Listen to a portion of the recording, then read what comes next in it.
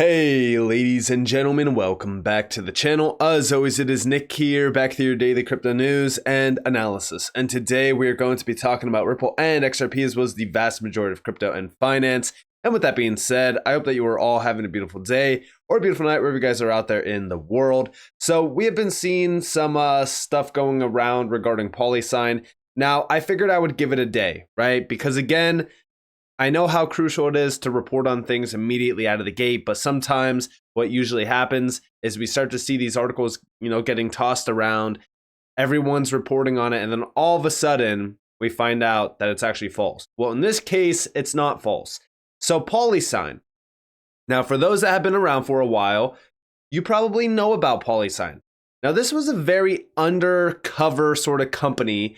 There has been a lot of things happening with PolySign in the past. Now, I already talked to you guys a little bit about this. I've never really pushed link to, and I've never really talked about these IPOs or like these pre-IPOs because, again, they're very risky, right? But we see here from Crypto Eddie, this is going to require more research on my part. I'm in shock. What happens to those who bought pre-IPO shares on Link2? Why didn't they merge some of the technology with Medico? So many questions. So PolySign is having a public auction. It's a foreclosure sale of PolySign and everything regarding it. And it's interesting because, like I said, PolySign has been around for a while. This is a company that all XRP holders, those that have been following Ripple, everyone knows about PolySign. And even if we go over to PolySign's website, right? Building the future of digital assets. PolySign develops state-of-the-art, secure, scalable infrastructure for financial institutions to fully leverage their digital assets. Now, again, all of the information regarding PolySign is it's very vague, right? Like there's not a lot of information here.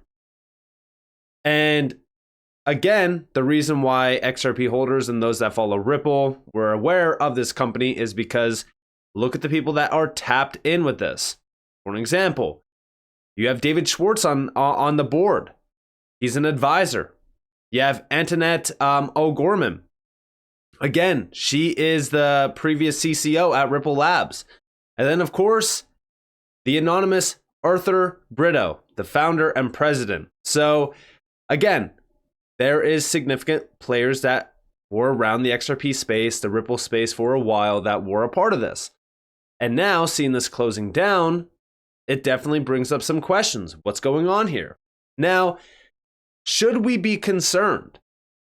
In my opinion, no. And we're going to get to that here in a second. But I also want to share with you guys this as well. So Crypto Eddie posted this as well. And this was earlier today. What is a shame as the IP will be auctioned off with PolySign.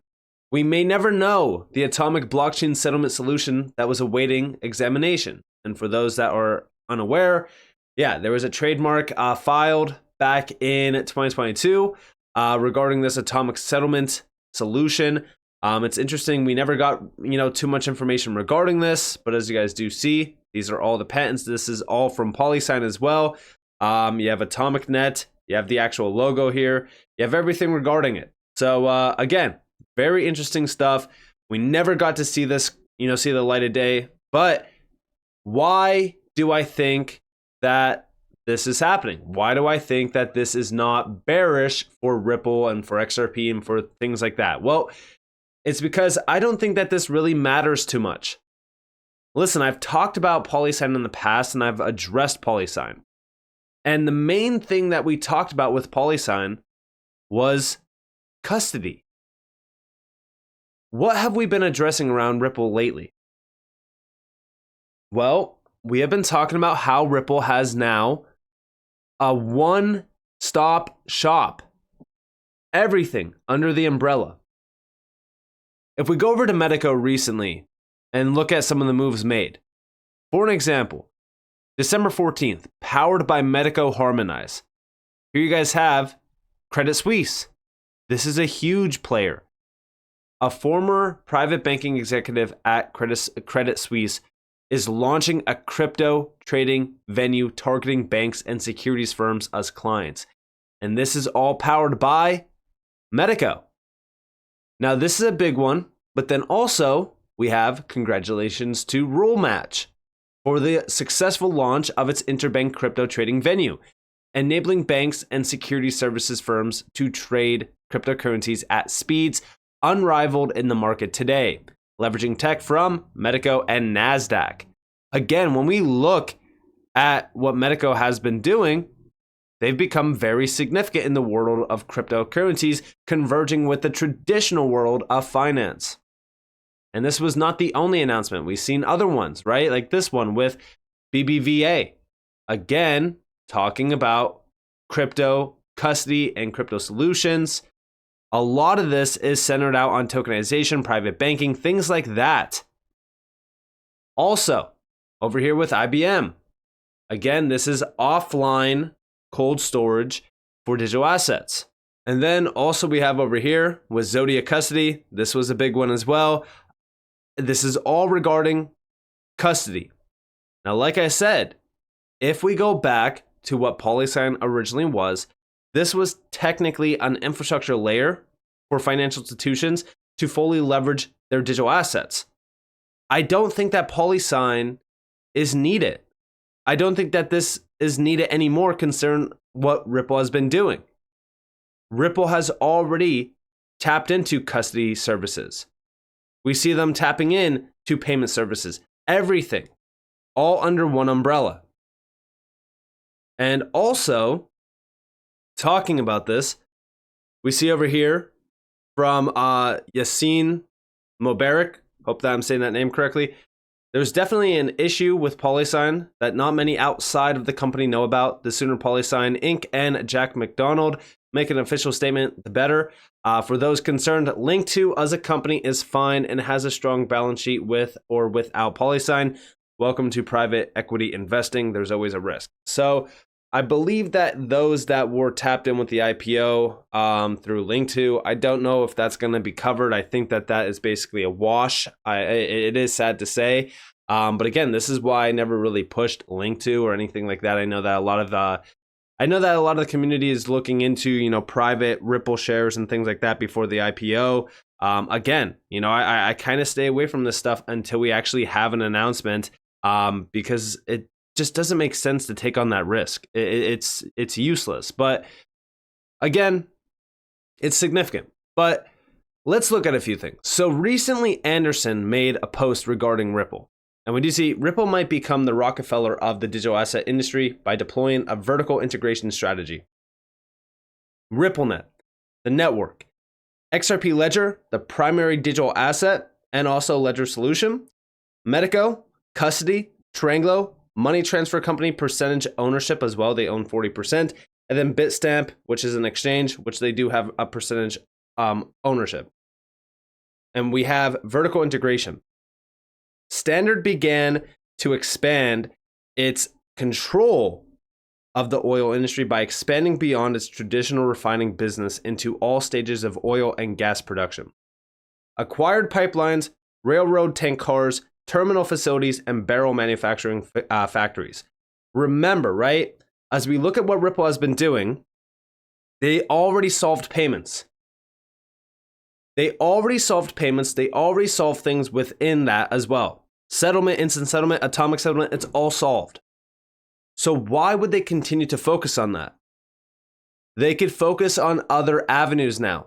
They don't need to focus on payments. They don't need to focus on settlement or anything like that anymore. Now, beyond this, we also have more information because as we look at Ripple, yeah, they have RippleNet, which is their decentralized network. This enables all financial institutions to send and receive money across borders. That could technically be looked at as the infrastructure layer. But beyond that, they also have on-demand liquidity, which allows XRP to be tapped in to provide that real-time low-cost liquidity for cross-border transactions. And then you also have other solutions, right? Messaging, settlement, liquidity, all being tapped in. And then you also have line of credit. And we even see Ripple expanding beyond that, tapping into, companies, retail, things like that, or at least trying to. But beyond Ripple, yes, Medico. You have the custody solutions, but then you also have other things. like Silo, which is Medico's institutional grade wallet management system. Then you also have Security Solutions, which is offering security regarding digital assets and even private keys. And then also blockchain integrations, connecting with various other blockchain networks. And then Tranglo, cross-border payment services, mobile money solutions, API integrations, airtime transfer. I mean, guys, when we're talking about the window of opportunity that Ripple has with just those three names, Ripple, Medico, and Tranglo, then you also look at Bitstamp. You also look at the endless possibilities of the XRP ledger. I mean, guys, it's endless here.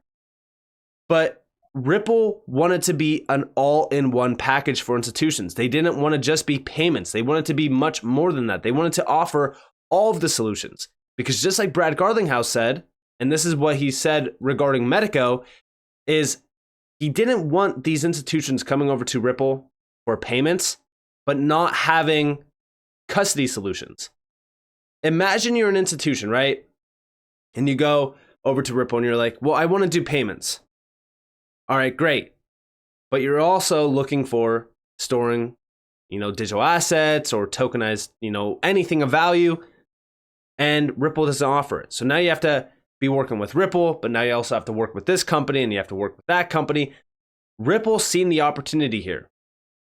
And that's why they tapped into Medico. That's why they tapped into Tranglo. That's why they continue to acquire companies and move beyond the norm of just payments.